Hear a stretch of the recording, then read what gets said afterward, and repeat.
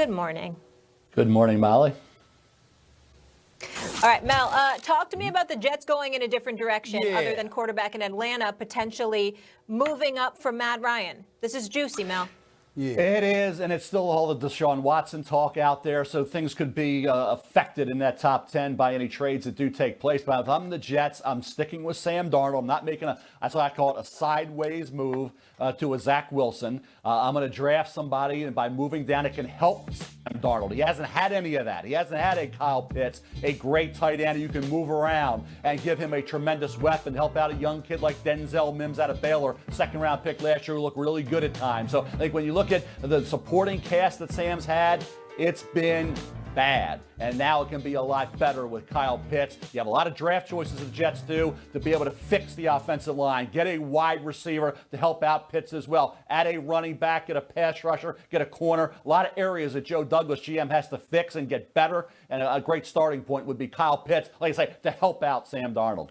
I understand that, Mel Kiper Jr., and far be it for me to question your greatness, your expertise. You know I don't like to do that, at least not on weekdays. I like to call into your show on Saturdays to do that. But listen, Kyle Pitts, I like him. He could ball. I like what he did a little bit. But what I'm saying to you is this, Mel Kiper. If you're the New York Jets, you're trying to tell me you pass up a quarterback at number 2 to get a tight end? Come on, man. That doesn't seem to make any sense, Mel Kiper. It doesn't. Zach Wilson is all of a sudden John Elway. Zach had one great year, and I like Zach. But let's face it, Sam Darnold a few years ago was being talked like he was going to be a great quarterback, and everybody was destroying Josh Allen. And Sam Darnold was the one that was going to be spectacular. And no criticism of Sam. Sam had no chance. Okay, he's had to deal with the mono, other issues with the shoulder, and a terrible supporting cast in a division where Josh Allen really emerged because they handled him properly. They developed talent around him, okay? Add a Kyle Pitts. What helped Josh Allen? Stephon Diggs did, okay? Why not? Go get a Kyle Pitts, who's a enormous talent, who's a matchup nightmare. So that would be the starting point to get Darnold's the better weapons to allow Sam to really emerge when he's fully healthy. Fresh start, new people in place there, coaching staff. Why not Sam? I think Sam is a better quarterback than Zach Wilson. End of story. Wow.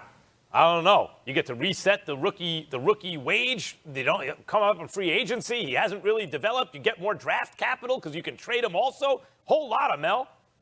I get you, Max. I get about the money. But you have to obviously look at Sam and say, did any quarterback have a chance in this environment? And I would say with the mono, with the injury, and the support. No, they did not. And this notion that all of a sudden I think Zach Wilson is better than Trevor Lawrence is ridiculous talk. I'm not even thinking about going there. I like Zach. I still have Justin Fields ahead of Zach Wilson.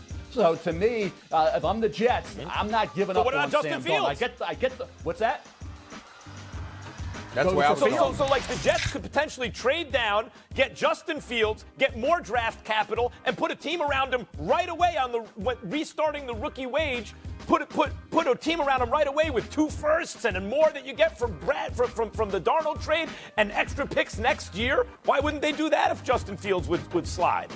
We don't know what Justin Fields will be. I know what Sam Darnold is. So he's like, well, he's not that good. Well, I think he's shown enough to determine that he will be the guy to see what he can do and whether he deserves that second contract. I'm not all about the money, Max. I think it's all about getting the right quarterback. And we don't know what these rookies can do. From 2009 to 2016, 22 quarterbacks won in the first round. None are with the team that drafted them. Wentz was the last one to go. And Wentz should still be an Eagle, but he's not. This league's gone crazy with quarterbacks. If you get a good one, you keep them. If you get a developing guy in Darnold, a developing guy, you keep them rather than a young quarterback you know nothing about. So if they don't like, hey, Max, I'm with you. If they don't like Sam, they know him better than anybody. Joe Douglas, if they feel like he's not the guy, fine. I'm saying personally what I would do, I would keep Sam, get Kyle Pitts, use those other draft choices to fill need areas, and be a much better football team that way.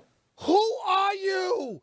Are you listening to Mel Kiper Jr.? The patience, just the patience. Has New York not suffered enough? Here you are talking about a guy. Listen, I like Pitts. I like him a lot. I watched him in Florida.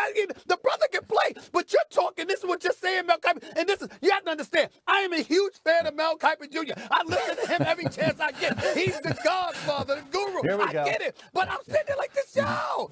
You're telling me that I need to move down draft the tight end in New York City with the New York Jets. They ain't won a Super Bowl since 1969. We got a coach in Adam Gase. Thank God he's gone. He showed up to his press conference looking high. All right, we know how bad it was under his stewardship over the last couple of years. And now here you are, Mel Kiper, telling us, wait a minute, you draft this guy and then you could just develop and we can start anew. What about the notion, Mel Kiper Jr., that guess what? You could be so contaminated because of the situation that you were in over the last few years that we might need to start anew with somebody new and not you because you're just a reclamation project right now because of the damage that was inflicted upon you. What about that with Sam Darnold? Not buying any of that stuff you're saying, Stephen A. For this reason, Sam Darnold is not broken because of anything except talent around him and the injury, the mono. He's competitive. He wants to prove the doubters wrong. He's good friends with Josh Allen. He's with Josh. Hey, a few years ago they were bashing Josh. He's terrible. He'll never be any good. And Sam's the man, right? Well, I think Sam still can be the man. And to your point about Kyle Pitts, don't just say, he's a tight end. He's everything. He's a receiver, tight end. He's a receiving entity. He's a great player. You're giving up the second best player in this draft to make a sideways move at quarterback with Zach Wilson. At best, a sideways move. Okay. To me, and then you lose Kyle Pitts. So you get Zach, you part company with Sam, you lose Kyle Pitts. I would rather keep Sam, make the move, get Kyle Pitts, who I think is going to be spectacular in this league. What would the Chiefs be without Travis Kelce? Okay, Travis Kelce's a tight end who can do a lot of things. He's not just a tight end. That's what Kyle Pitts can become. Okay, all right. Okay. Mel, I want to get on real quick because we don't have a lot of time.